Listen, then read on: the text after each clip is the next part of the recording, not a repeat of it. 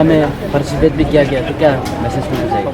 मैं Indian army को यही संदेश पहुंचाना चाहता हूं और नरेंद्र मोदी जी को यही संदेश पहुंचाना चाहता हूं कि हम बर्मा बॉर्डर में भले हो और चाइना बॉर्डर में भले हो, हम अरुणाचल और हम लोंगडिंग डिस्ट्रिक्ट के बिलोंग्स करते हैं, अरुणाचल के।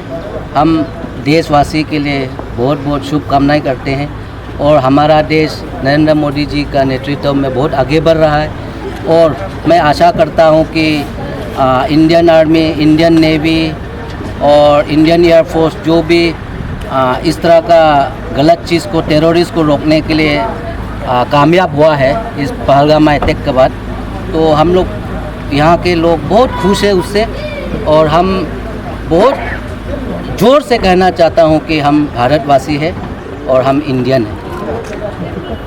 सर कितने लोग यहाँ पे पार्टिसिपेट किया है? यहाँ आज लगभग CBOs जितने हैं हमारे वांचो कम्युनिटी के सब आए हैं और 2 पॉलिटिकल पार्टी यहाँ पर एग्जिस्ट है, NPP और BJP, दोनों के नेता आए हैं और वुमेन सोसाइटी आए हैं, यूथ्स का स्पेशली बहुत पार्टिसिपेशन हुआ, बाजार कमेटी ने बहुत साथ दिया और लगभग 300 आया है। जो हमने फ्लैग का जो बंदोबस्त किया था तो 300 लगभग फ्लैग किया है, तो लगभग उतना आया शायद। नमस्ते। पहलगाम अटैक के बाद टेररिस्टों पर हमारे सेनाओं ने तुरंत मोर्चा संभालते हुए जो विक्टिम है उन सभी को न्याय दिलाया है। तो अब हमारे भारत की सेनाओं से क्या कहना चाहेंगे और बाकी दुश्मन देशों को क्या मैसेज देना चाहेंगे सर?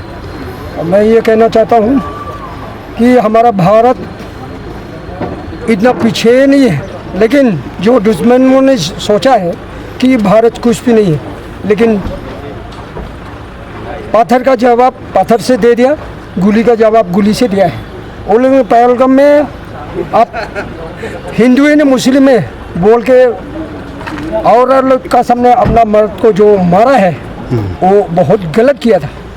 इस कारण से जो हमारा प्राइम मिनिस्टर ने ऑपरेशन सिंदूर नाम रखा है, इस कारण से रखा है और वही ऑपरेशन सक्सेस हुआ है और पाकिस्तान अभी कम से कम 500 साल पीछे चला गया, क्योंकि उसका जो हमारा फोर्स ने डैमेज किया है उसको बुल्ली करने में उनको 500 साल लग जाएगा।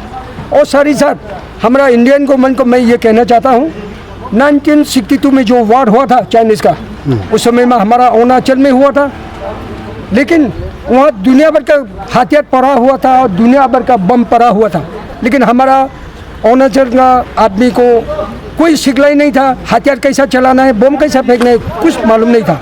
लेकिन उसके पीछे जब जवाहरलाल नेहरू आया है दिरंग में, उसने एक गंगबरा को पूछा है कि आप लोग ने अपना इंडियन आर्मी को क्यों नहीं बचाया, आप लोग ऐसे क्यों देख करके बैठा है?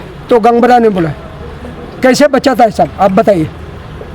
तो इतना हथियार पड़ा हुआ है, ये तो हमारा दाव का सामान भी नहीं है, ये तो लाठी का सामान भी नहीं है आपका हथियार, क्योंकि हमको सिखलाई दिया नहीं, इस कारण से हम लोग ने नहीं मार सका है। अगर आप सिखलाई दे के रखता तो चाइनीज यहाँ आ नहीं सकना था, बोल के उसने जवाब देने का समय से जो गांव-गांव में वॉलंटियर ट्रेनिंग जो देने के लिए SSB को कन्वर्ट किया था, उसमें किया था।